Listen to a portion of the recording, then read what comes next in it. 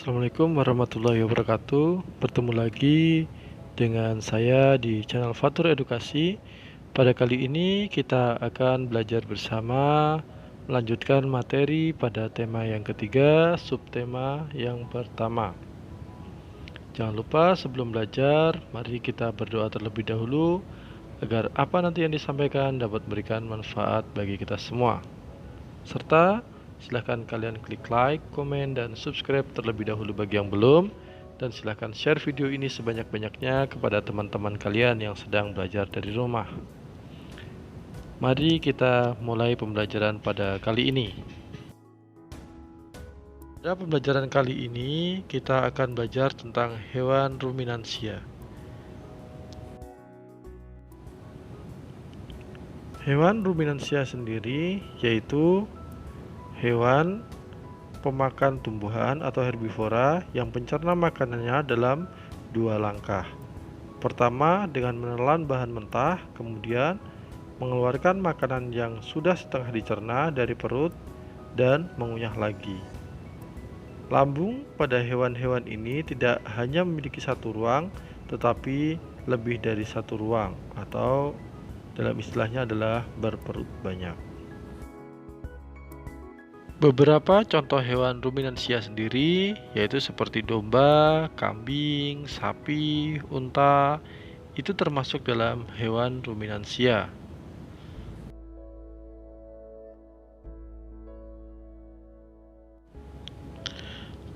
Sistem pencernaan pada hewan ruminansia lebih kompleks dibanding dengan pencernaan hewan lainnya.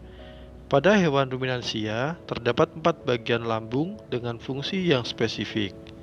Selain itu, pencernaan makanan pada hewan ruminansia dibantu oleh beberapa mikroba atau bakteri dan protozoa. Mikroba tersebut dapat membantu mencerna rumput. Jadi, secara umum, proses pencernaan hewan ruminansia dimulai dari masuknya makanan ke dalam rongga mulut, esofagus atau kerongkongan, lambung, usus halus, dan terakhir adalah anus. Jadi ada 5 tahapan proses pencernaan pada hewan ruminansia. Yang pertama, mulut, yang terdiri dari gigi, lidah, dan saliva. Gigi sapi tersusun dari gigi seri yang berguna untuk memotong makanan dan gigi geraham untuk mengunyah makanan. Lidah sapi berguna untuk merenggut rumput atau makanan dan mendorong makanan yang sudah dikunyah menuju lambung. Sedangkan saliva merupakan cairan atau enzim khusus yang dihasilkan oleh kelenjar khusus pada sapi yang kemudian disalurkan ke dalam rongga mulut. Saliva berperan dalam proses pencernaan kimiawi.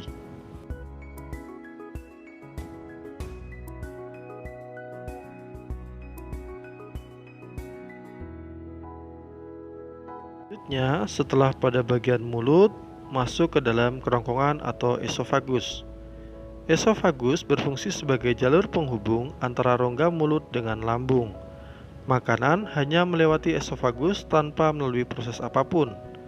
Hal ini karena kerongkongan ruminansia umumnya sangat pendek, sekitar 5 cm, tetapi mampu melebar untuk menyesuaikan ukuran dan tekstur pada makanan. Lambung sapi berbeda dengan lambung manusia. Ukurannya jauh lebih besar. Lambung sapi merupakan organ pencernaan yang sangat penting bagi sapi. Lambung sapi terdiri atas 4 bagian, yaitu rumen, retikulum, omasum, dan abomasum. Oleh karena itu, sapi dikatakan memiliki 4 perut. Perut pertama adalah rumen atau perut besar, tempat terjadinya pencernaan dengan bantuan mikroba atau bakteri. Di sini makanan dicerna hingga menjadi bubur dengan gerakan mengaduk yang dilakukan oleh dinding rumen. Pada saat sapi beristirahat, makanan kembali ke mulut dan dikunyah kembali. Setelah dikunyah untuk yang kedua kalinya, makanan masuk ke retikulum atau perut jala. Retikulum atau perut jala, di dalamnya, makanan kembali mengalami proses fermentasi dengan bantuan bakteri anaerob dan protozoa. Di dalam bagian perut ini terjadi proses absorpsi, dan penyaringan benda-benda asing yang masuk bersama makanan sehingga tidak masuk ke omasum. Omasum yaitu perut kitab. Di dalam omasum, makanan dicerna dengan bantuan enzim pencernaan. Selanjutnya, makanan masuk ke abomasum. Pada abomasum atau perut masam, perut bagian inilah yang sebenarnya disebut dengan lambung.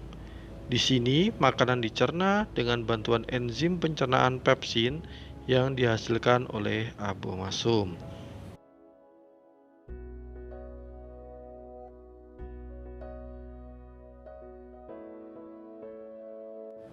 Setelah dari lambung, selanjutnya adalah menuju ke usus halus. Usus halus berfungsi menyerap sari-sari makanan yang telah diproses di dalam lambung.